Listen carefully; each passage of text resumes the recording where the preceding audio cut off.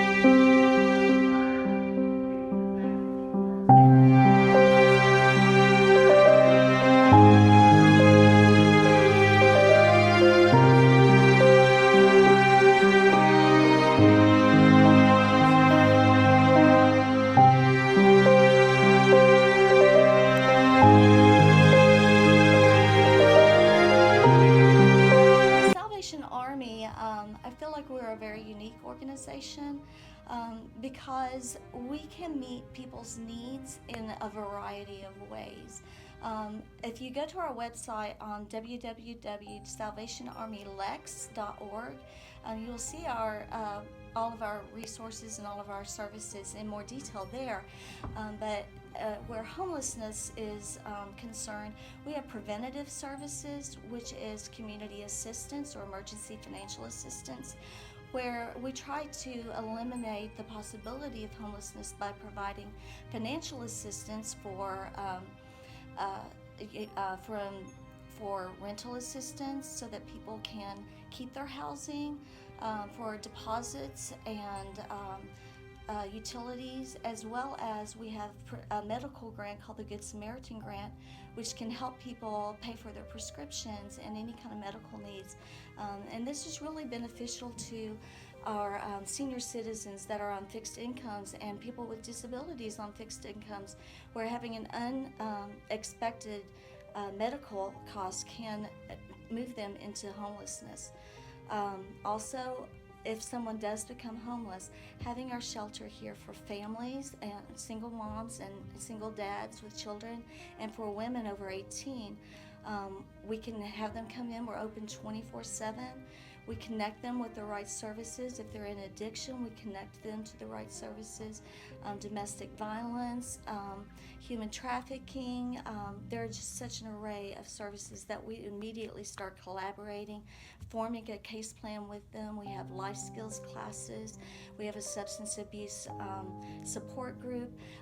But the most unique thing is that our clients do not leave during the day except to go job searching. They can stay here 24 hours, 7 days a week, which is really critical for people that are survivors of human trafficking or domestic violence, or people with disabilities that can't get out.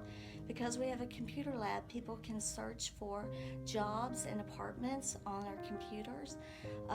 And they also have intense case management, which is individualized for them.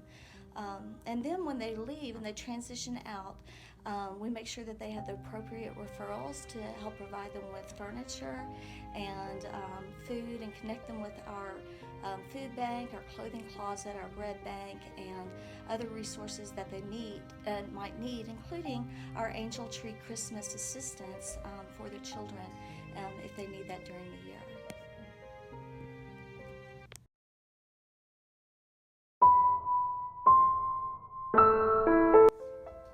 What do you know about poverty? I know the reason there's poverty is because people lack education, and like they work like in fast food restaurants, and like they only have like one job. I know poverty has something to do with wages and how much income a family brings into the household. What I know about poverty is poverty is affecting the community really bad, and it's not just. I know that it has to do with not having a lot of money or enough money to take care of yourself. I know it's pretty bad for the community. And yeah. How does it affect it is that, because I know I have homeless people in my community, and just makes me feel bad, makes me have sympathy for them. Poverty is when people are not able to supply the needs and wants for their family or for themselves. How does it affect the community? Crime rates increase, and people are unable to get the education they want or need to succeed. I believe it affects the community because people are in need of money, so many people will do anything that it takes. So that makes the crime rates higher and just makes a poor neighborhood. I guess you could say it can make the community look bad in some type of way. If you saw somebody in need, would you help? Yes, I would. What would you do? Last year I went to help a homeless shelter do different things, like give homeless people food and just like give some Christmas gifts and other stuff.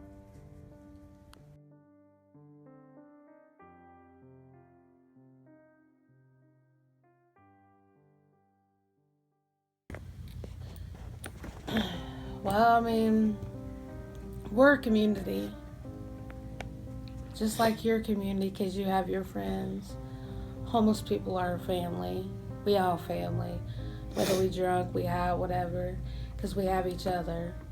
Because when we don't get fed, we feed each other. From whether it's fly sign or it's panhandle, we get the strength because we love each other. Us homeless people, whether they drinking and that person needs a beer, like she said, we get them a beer because we know they need it. I know it's crazy, or they need food, because I went up to a Chinese place and this guy, he's like my dad, and he was hungry. He was just flying a sign to get food. He was going to get arrested, you know what I'm saying? And I walked out and gave him my food. We get strength because we're around each other. We get to know each other. Blood is family, but, sometimes it doesn't take blood to make family. It's people. Like if you were to see us walking down the street and we looked really bad, you get the whole stereotype, like she said, like, oh, that's a bad person. They're going to try to hurt you. You know what I'm saying? It's not like that. We all homeless, but we all going through our own problem. We all have a problem that we're going through, whether it's money or we get money, we just got a problem. That's how it all works. Some of those people down there, I say it right now. They have a lot of money. I know one gentleman that looks like a hobo. I think he's crazy. He's very rich. He just doesn't like living in a home. Because I got told the same thing. And I'll tell you, when I'm homeless, I'm free. I'm free because I can go down the street and hang out with my friends and not be judged. Because they're just in the same situation we are. And I don't judge you, just like I don't need them to judge me. I'm different. I got purple hair. I got tattoos. I got piercings. I dress like a guy, but I don't look homeless. If I walk in there, I get told all the time, "Are you homeless?" Because I don't look it. But I mean, we get strength because we have each other. We love each other, whether it's a different kind of love. I have people down there today, that are 21 years old, a girl, and she's really bad on drugs, but she's family. You know what I'm saying? You want to help us and you want to make a change, then go to school for that. If you want to, making a change is feeding somebody or coming down and talking to them. Because one person, my friend Linda, there was a lady that had passed away that worked here. She's a very good lady. And she gave me advice, one thing. She said, "Angie," because I thought she did not like me. I thought that lady did not like me at all. And I asked her, I said, "Why were you so hard on me?" She said, "I love you to death. And I was so hard on you because I know you can do better for yourself." A friend of mine had twins. And she wanted me to tell her, she wanted to see them. She said, "Because of that lady, I kept my twins." She said, "Because you would regret that." Just one person can make a difference. Whether it's a hug, it's a hi, it's a bottle of water, and you talk to them. You want to make a change, just be a better person. And stop being racist, stop being judgmental. Because you know what? We all bleed the same. We all hurt. It don't matter. Color ain't nothing. That's just silly. The only color we see is green, which is money. I don't care if you green, purple, yellow, pink. You just the same. You ain't no different. Because I have family that's all races. You know what I'm saying? If you want to make a change and know how to make one, just be a better person.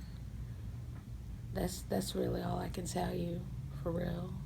To speak so that you can understand me. My name's Kelly. I'm 44,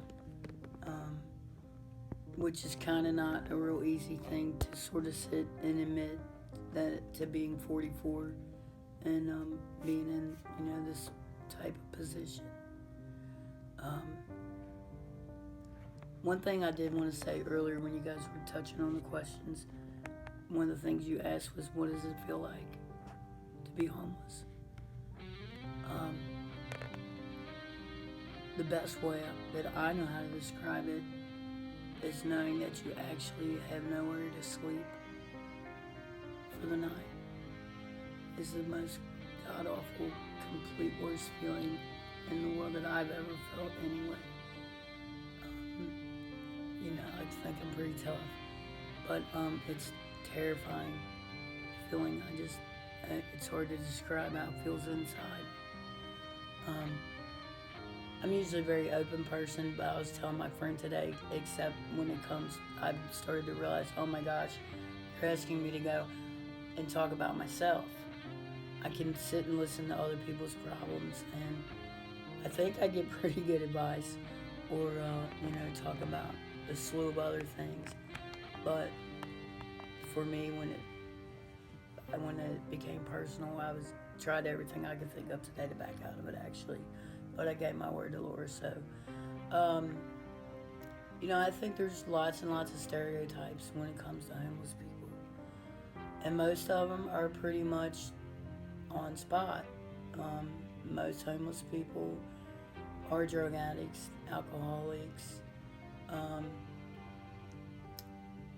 But I think more so, if you guys are trying to focus on doing what you can to combat the problem, I think it falls back to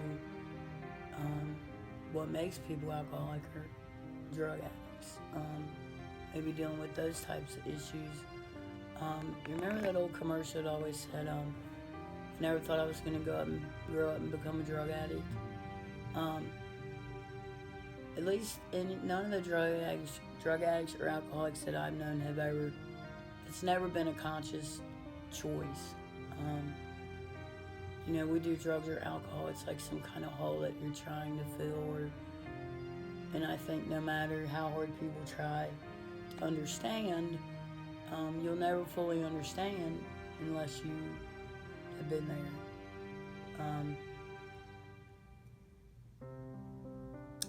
My personal story, I don't really think I need to go into a whole lot of it because I think a lot of our stories are the same. Personally, I grew up in a broken home. I grew up with my father. I never really got a lot of attention because he was busy trying to work to keep the bills paid. He worked second shift. I was in school first shift, so we really didn't see each other very much. I pretty much did whatever I wanted to do, his work hours. Once I got to high school, I ditched a lot. It was easy for me to ditch a lot because he would be tired in bed and I would just poke my head and be like, Dad, I don't feel good today. And,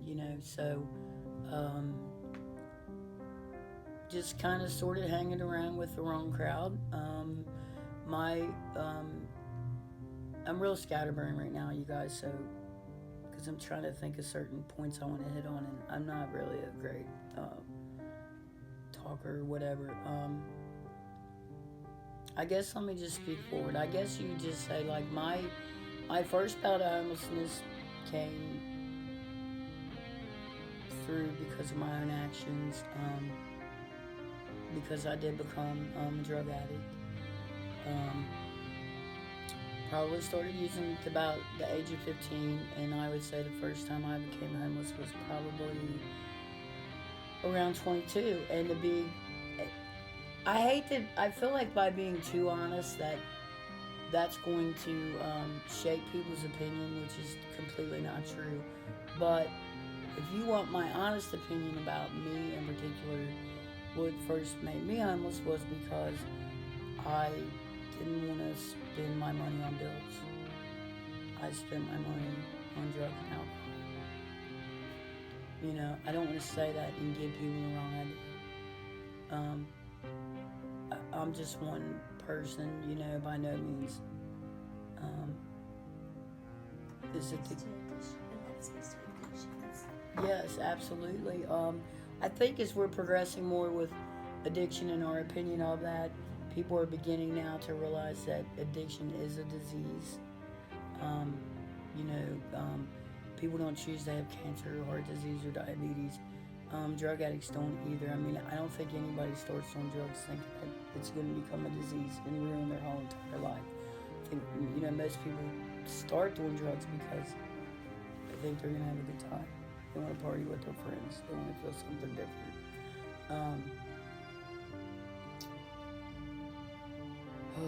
Let's see.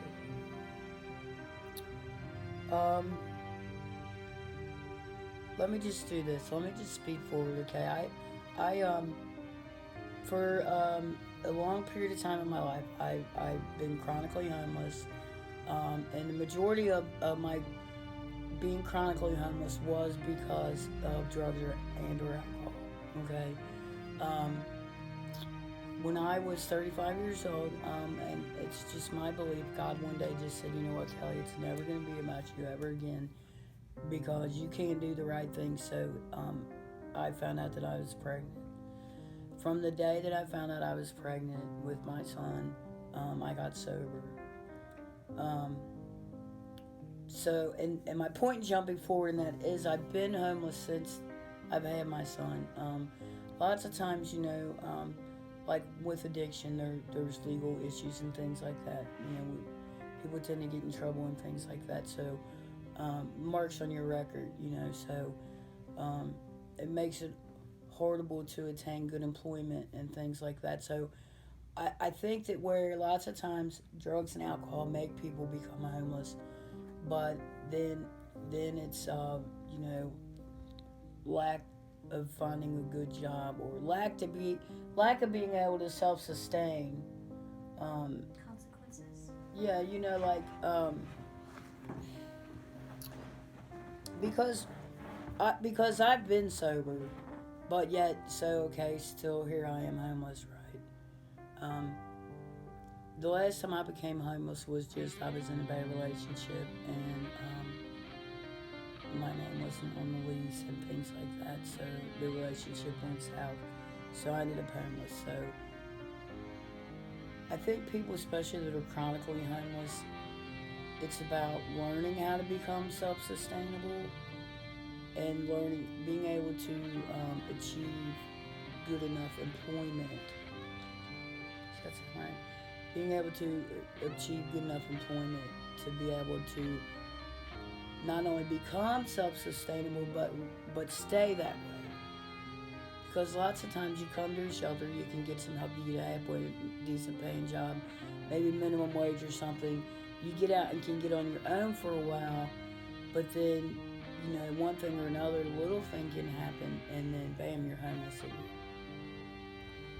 Because there's been, for me, lots of different points and times in my life that I've been homeless. So I think one key in regards to maybe trying to prevent homelessness is giving the people the skills and, you know, being able to get the decent jobs, being able to make enough money to stay self-sustainable, right? Am I getting to the right? I mean, I just don't want to focus on my particular, you know, story. I've met good people since I've been in shelters. One of the questions you'd ask is what helps you get through. Lots of times is the bond that you form with other women that are there, going through the same situation as you are, having someone's shoulder to cry on, lending your shoulder for someone else to cry on when they need that. You know, my son is not with me right now. He's 8 years old, and he lives with my mom at the moment. She has custody, and the only contingency of him coming home is me finding a place to live. And it sounds so close and so easy, but yet it's so hard and it's so far away. You know,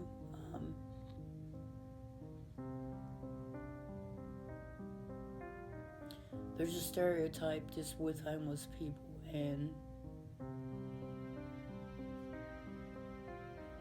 that's just not the case. There are people around that, you know, people that I've seen that come through this shelter that are working the system, or, you know, maybe here for the wrong reason or whatever, or just want whatever they can have handed to them. But I think, and this is just my opinion in general, it seems like the people almost that need it the most, or want it the most, have a harder time. Like me, for example, right now I could get a lot of help with my son if I had him. You know, it's hard work. You know, but it's like you have to have your child with you, or you can't get your child back until you attain all these things, you know. So I just think, I don't know, I mean, it's such a strain on the system. I've seen, I'm 44, I've seen in the last 20 years the amount of the people that have become, you know, there's a huge, the population is so much bigger now of homeless people than it used to be. And yes, 90% of it probably is drugs, but you know what, drug addicts are people too. I don't know what to do to solve the epidemic, the heroin epidemic right now, because again, even with that, I've saw, you know, the drug epidemic change, and just, I can't count the number of people that I know that have died, and I don't know what the answers are there, but you know what, guys, I think that even the fact that you're, I've taken the interest in that, and you know what, sometimes It's not about giving people money. If you walk down the street and they stop and ask you for money, that's not what it's about. Maybe just smiling at people, just speaking to them, or just looking at them like they're human beings, you know. I myself personally, one of my friends got thrown out of the convention center one night because we went down there to charge our phones. And I know that guy just, I don't think I look like a homeless person. Like, you know, you have that stereotype, you know, you think it's the drunk bum walking on the street. And there's lots of them out there too. But I know that's, you know, because we had our book bags. I always carry a book bag with me anywhere I go because, you know, I never know if I might need to put something in it, or there's just specific things I like to carry that I don't like to leave, you know, in the shelter. And I know he threw us out of that convention center that night because he assumed that we were homeless, you know. But it was just very humiliating, and just say hi, or just smile, or just, you know, even the drunk guy that stinks walking down the street is a fellow human being. Because that's what it boils down to. I mean, we're all human beings. We all put our pants on the same way in the morning. Just because you have a house or make $60,000 a year or something like that doesn't make you any better than me. And stereotypes are hard to get over, you know. I mean, they really are. But we should just look at each other like we're human beings. Most people in this world are a paycheck away from being right where we are. I say all the time, everyone is subject to. Everyone's subject to